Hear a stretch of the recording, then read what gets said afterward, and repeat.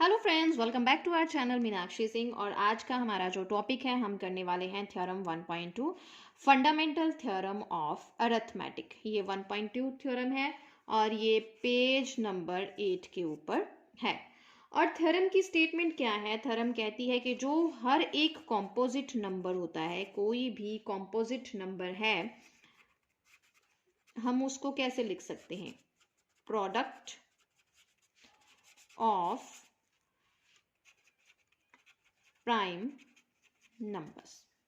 Clear?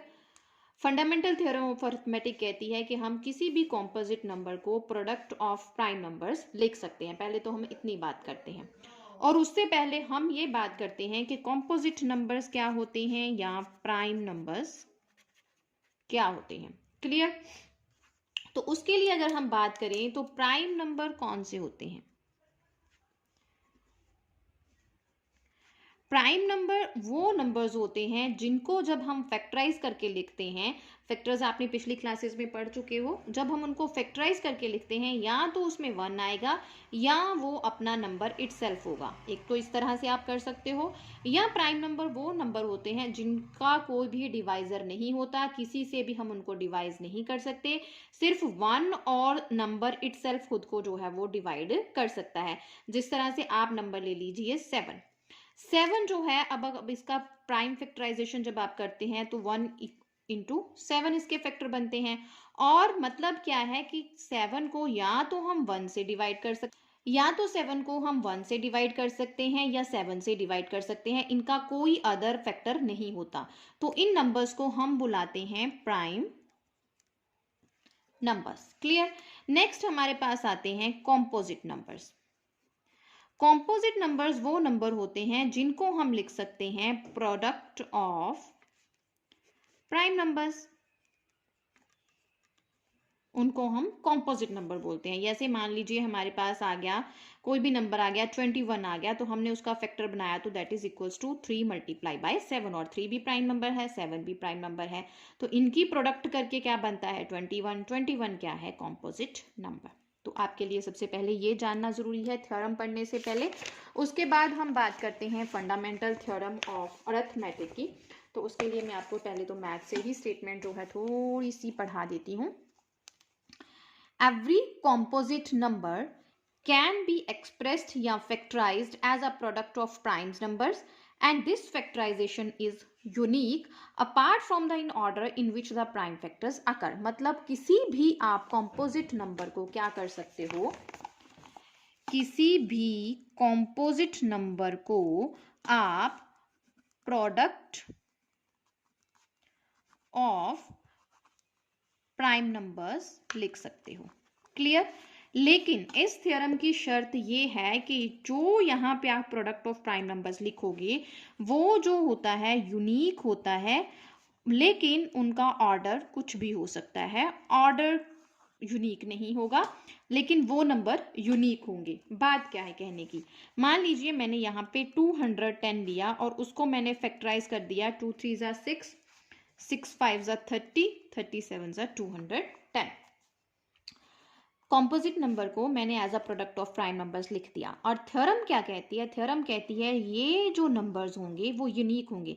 जैसे 210 है तो हम उनको इसी नंबर में तोड़ के लिख सकते हैं, इसी नंबर की प्रोडक्ट में लिख सकते हैं। ऐसा नहीं है कि 210 की प्रोडक्ट जो होगा, नंबर का प्रोडक्ट होगा, यहाँ पे 2 आ जाएगा, 5 8 आ जाएगा, या मतलब कुछ भी आ जाएगा, ये ही आएंगे। ये नहीं है कि मैं इसकी जगह पे कुछ और लिख दूं, नो, क्योंकि प्रोडक्ट करके वो बनेंगे ही नहीं।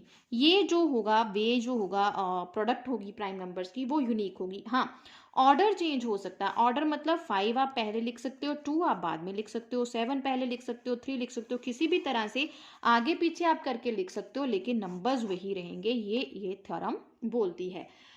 मतलब the prime factorization of a natural number is unique. किसी भी नेचुरल नंबर की आप प्राइम फैक्टराइजेशन कहते हो वो यूनिक है, एक्सेप्ट फॉर द ऑर्डर। इसका ऑर्डर कुछ भी हो सकता है, लेकिन जो फैक्टराइजेशन होगी वो यूनिक होगी। ये छोटी छोटी चीजें जो होती हैं 1 मार्क्स की आती हैं, कभी फॉल्स ट्रू फॉल्स में आएंगी, रॉन्ग टिक लगाने में आएंगी, किसी तरह भी आपसे पूछी जा सकती हैं। ये चीजों को आपने अपने दिमाग में रखना है।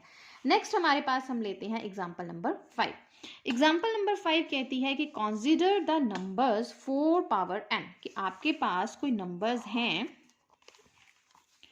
जो कैसे लिखे हुए हैं 4 पावर n। ये स्टेटमेंट हमारी कहती है where n is a natural number, n आपके पास क्या है, कोई भी नेचुरल नंबर, ये साइन होता है बिलोंग्स टू का। ठीक है, आपके पास ऐसे नंबर हैं जिसे आप 4 पावर n लिख सकते हो, और ये जो n है कोई भी नेचुरल नंबर हो सकता है। और नेचुरल नंबर कहाँ से स्टार्ट होते हैं, 1 से, मतलब n कुछ भी हो सकता है, 1 2 3 4 कुछ भी। Check whether there is any value of n, आप ये चेक करके बताइए क्या कहीं n की कोई ऐसी वैल्यू हो सकती है for which 4 raise to power n ends with digit 0। आपको ये बताना है कि क्या n की ऐसी कोई पावर होती है जिससे क्या हो 4n जो है वो 0 बन जाए। ये आपका क्वेश्चन है। क्वेश्चन से पहले आपको स्टेटमेंट समझनी है। क्या स्टेटमेंट है कि आपके पास नंबर्स दिए गए हैं, उनकी फॉर्म कैसी है, 4 raise to power n। n कोई भी नेचुरल नंबर हो सकता है, 1 2 3 4 5 6 कुछ भी। लेकिन आपको ये बताना है कि क्या कहीं ऐसा कोई n यहाँ पे एग्जिस्ट करता है जिसके लिए पूरी रकम को क्या बना दे, 0। अब हम यही करेंगे। तो हम ये मान के चलेंगे कि मान लीजिए 4n जो है वो 0 है, ये हम मान के चलेंगे। आपको अच्छी खासी जो अपनी इंग्लिश है ना यहाँ पे दिखानी है, आपको अजम्पशन लिखनी है कि let us suppose that, let us assume that, या कुछ भी आपकी बुक में बहुत अच्छे से यहाँ पे ये भी लिखा हुआ है कि if the number 4n for any power n were to n be digit 0, ऐसा भी लिख सकते हो डिट्टो। लेकिन अपनी क्रिएटिविटी दिखाओगे तो बहुत अच्छा है, क्योंकि अपनी चीज़ तो अपनी चीज़ होती है भैया।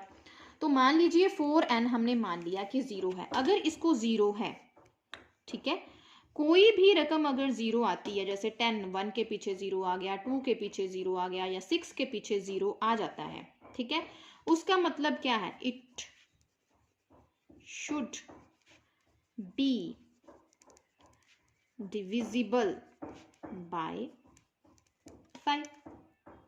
क्लियर, मैंने इसको 0 मान लिया, लेकिन अब हमें खुद को बताया कि अगर किसी भी नंबर के पीछे 0 आता है, जितना मर्जी बड़ा नंबर ले जाओ उसके पीछे 0 आता है, तो उसका मतलब है कि वो नंबर जो है डिविजिबल बाय 5 होना चाहिए। मतलब ये जो चीज़ है ये 5 से डिवाइड होनी चाहिए, मतलब इसके फैक्टर्स में कौन आना चाहिए, 5 आना चाहिए। सिंपल सी बात है, ठीक है।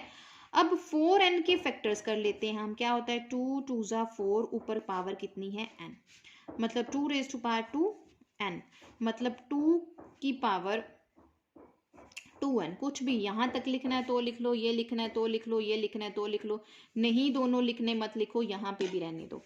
अब इसमें कहीं पे भी 5 आया, नहीं आया।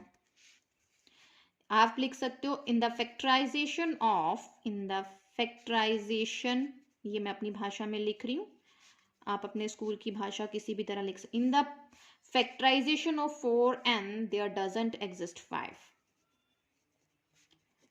does not exist 5। it means, इसका क्या मतलब है कि 4n doesn't end with 0। Simple, आप यहाँ पे भी खत्म कर सकते हो अगर 2 नंबर का है। अगर 5 नंबर का क्वेश्चन है तो आप इसको बढ़ा चढ़ा के लिख सकते हो। सिंपल हमारे पास क्वेश्चन था, दोबारा से हम कर लेते हैं गाइस कि 4 रेज टू पावर n इस तरीके के आपके पास नंबर हैं। n कोई भी नेचुरल नंबर हो सकता है, तो आप बताओ क्या यहाँ पे कोई n एग्जिस्ट करता है कि 4n को वो 0 बना सके। तो हम क्या करेंगे, हम मान के चल लेंगे कि हमने मान लिया कि 4n जो है वो 0 बन गया। ठीक है, आंसर हमारा अधूरा है, अभी एक लाइन हमें लिखनी है। 4n रेज टू पावर 0 हमने मान लिया कि हो गया, और हमें पता है कि अगर कोई नंबर है उसके पीछे 0 है तो इसका मतलब वो नंबर डिविजिबल होगा किससे, 5 से। डिविजिबल होगा इससे मतलब उस नंबर की फैक्टराइजेशन में कौन आना चाहिए, 5। लेकिन जब हमने 4n की पावर को फैक्टर किया तो हमने देखा उसमें सिर्फ 2 आता है, उसमें 5 तो आता ही नहीं। In the factorization of 4n there does not exist 5, यहाँ पे 5 एग्जिस्ट नहीं करता। इट मीन्स 4 की पावर n को 5 डिवाइड नहीं करता। इट मीन्स 4 की पावर n जो है वो एंड नहीं होगी 0 के साथ। दिस मीन्स देयर कोई भी जो है n एग्जिस्ट नहीं करता। आप यहाँ पे क्या लिखोगे, अपनी लैंग्वेज में लिख सकते हो, there does not exist any n for which 4 raised to power n ends with 0।